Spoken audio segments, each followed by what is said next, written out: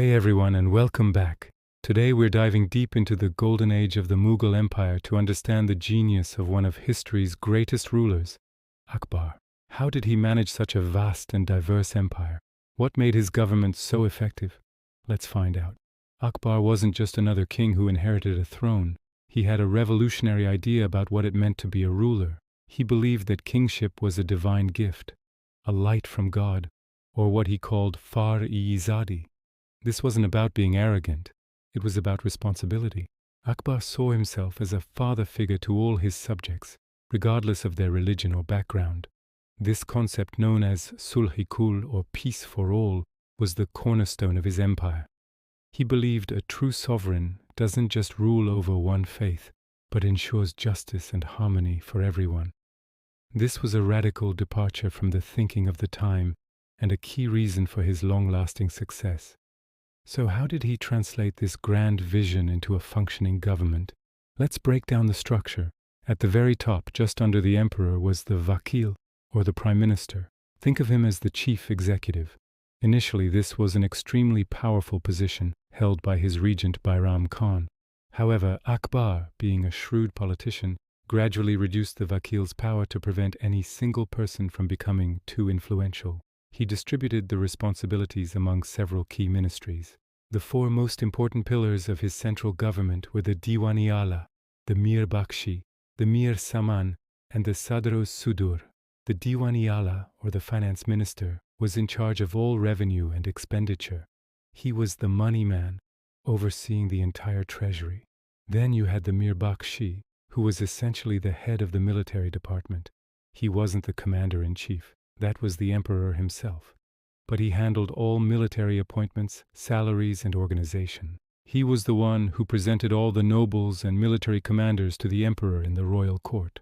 Next up was the Mir Saman, the head of the imperial household. This might sound like a domestic job, but it was incredibly important. He managed the royal karkhanas, or workshops, which produced everything from luxury goods and weapons to supplies for the court and army. Finally, there was the Sadr-us-Sudur. This minister was the head of religious affairs and public charity. He managed grants of land to religious scholars and institutions and acted as the chief justice, advising the emperor on matters of Islamic law. Akbar cleverly balanced these four ministries, ensuring no single one could dominate the others. This system of checks and balances was crucial for a stable central administration. Now, an empire as big as Akbar's couldn't be run from the capital alone. He needed an efficient provincial government.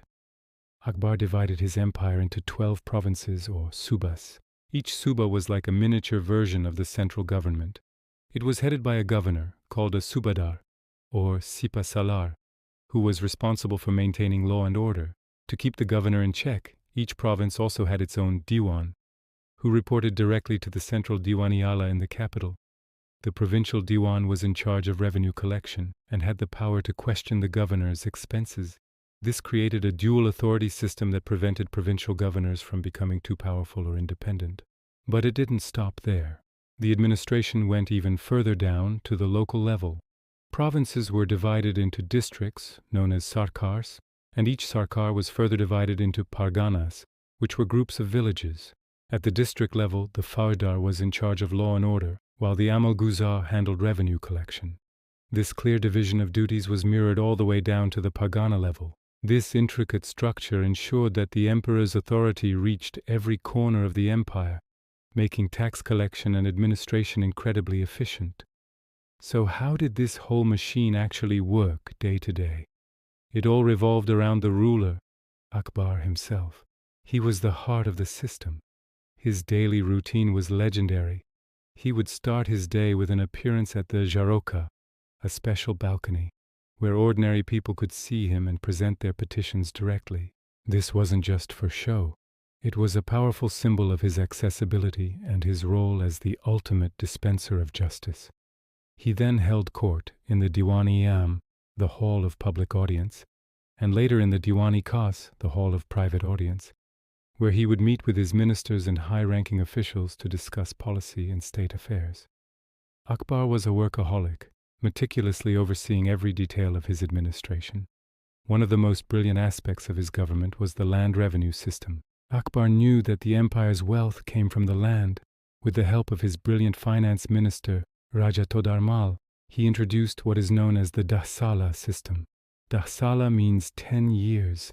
Under this system, they didn't just fix a random tax. They meticulously surveyed the land, measured it, and classified it based on its fertility and productivity. Then they calculated the average produce and average price for each crop over the previous 10 years. The state's share was fixed at 1/3 of this average produce, payable in cash. This system was revolutionary because it was fair and predictable. Farmers knew exactly how much tax they had to pay each year, which protected them from the whims of local officials. It also provided the state with a stable and consistent source of income. This detailed, data-driven approach to taxation was truly ahead of its time. Finally, let's talk about the backbone of the empire, the Mansabdari system and the army. This was Akbar's masterstroke in military and civil administration. Every single high-ranking official in the empire, whether military or civilian, was a Mansabdar. A Mansab was a rank, and it determined a person's status, salary, and, most importantly, their military obligations. Each Mansabdar had a dual rank, Zat and Sawar. The Zat rank determined their personal pay and status in the court.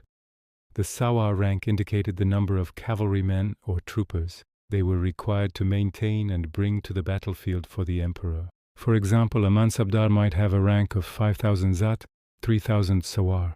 This meant he had a high personal status and was required to maintain 3,000 horsemen. The salaries were very generous, but the Mansabdars had to use that money to maintain their specified contingent of soldiers, horses, and equipment. The army was not a centrally paid, standing army in the modern sense. Instead, it was a collection of these contingents provided by the Mansabdars. This system was genius for several reasons. First, it created a massive, well-equipped army without the state having to manage it directly. Second, by linking an official status and salary to their military duty, it ensured their loyalty. And third, since Mansabdars were frequently transferred from one province to another, it prevented them from building a local power base and challenging the emperor's authority. The Mansabdari system was the steel frame that held the Mughal Empire together. It integrated diverse nobles, Turks, Afghans, Rajputs, and Indian Muslims, into a single unified imperial service, all loyal to the emperor. So to sum it up, Akbar's government was a masterpiece of political engineering. It was built on a foundation of inclusive suzerainty, supported by a balanced central administration, an efficient provincial structure, a fair land revenue system, and a brilliant integrated military and civil service through the Mansabdari system. It was this combination of grand vision and meticulous execution that made Akbar's reign a true golden age and left a legacy that would shape the Indian subcontinent for centuries. What do you think was Akbar's most brilliant innovation? Let me know in the comments below. Thanks for watching, and if you enjoyed this journey into Mughal history, don't forget to like, subscribe, and hit that notification bell for more videos like this. See you next time.